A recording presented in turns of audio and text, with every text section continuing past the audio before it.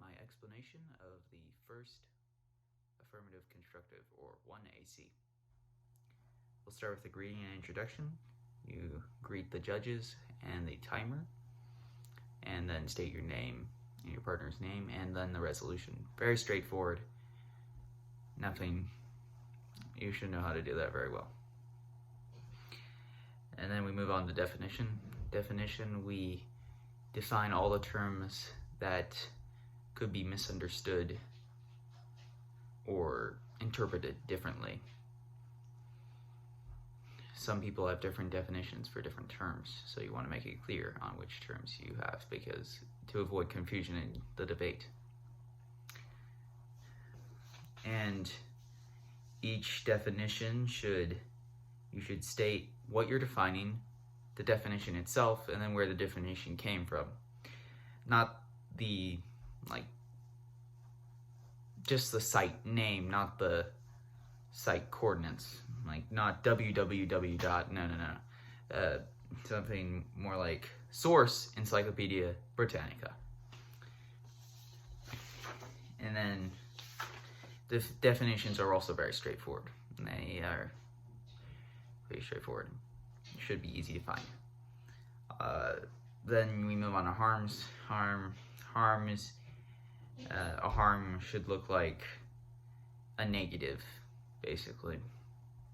Why this policy is not good. Why the status quo is poor. And you should have a quote for each harm.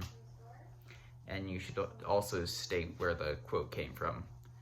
No www dot, and that should be a rule of thumb. You shouldn't. It just wastes your time, really. You should have the document with you, the document that you got it from, and you probably want to highlight where you got the particular quote from. And you should try to find statistics to support your argument, your harms. You should probably say end quote when you finish your quote, unless you know that they'll know that it is the end of the quote. Just saying end quote makes it so they distinguish where the quote ends and where you start talking. And you should also, you probably want to summarize your harms too, at the end, instead of just having a quote and the harm itself, unless you think the quote is self-explanatory. Then you move on to the plan. Plan is very straightforward. You just you state your mandate. The death penalty should be abolished in all 50 states. And this change will be made by whatever agency you're using. It probably should be Congress. And it probably should be enforced by the executive branch. That's your enforcement. But you could use a different one. But you just have to have evidence. Well, not evidence, but it should seem logical why.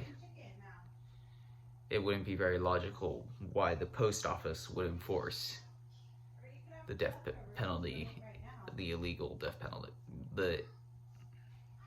the abolishment of the death penalty. And the funding, you probably have already heard that the funding is self-explanatory for the death penalty because of the cost factor. So there's no need to, you should still state that it's coming from that, but funding is pretty self-explanatory.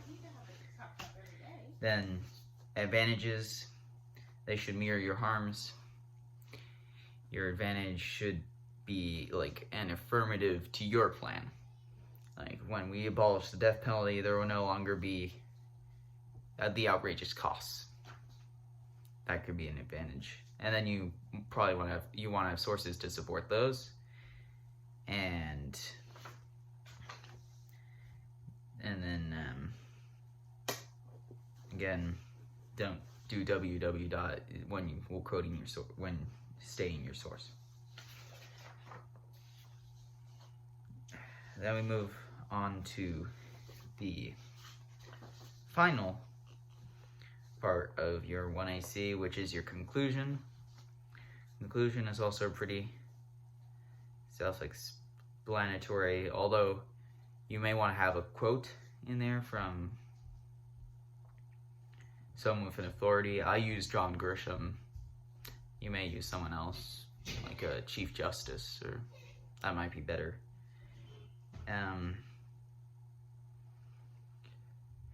And then state your partner and your name again, then use a couple of strong words to urge the judges to vote for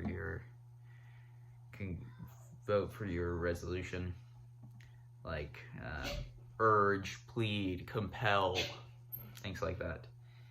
And then state your resolution at the end. And then say, I'm ready for cross-examination.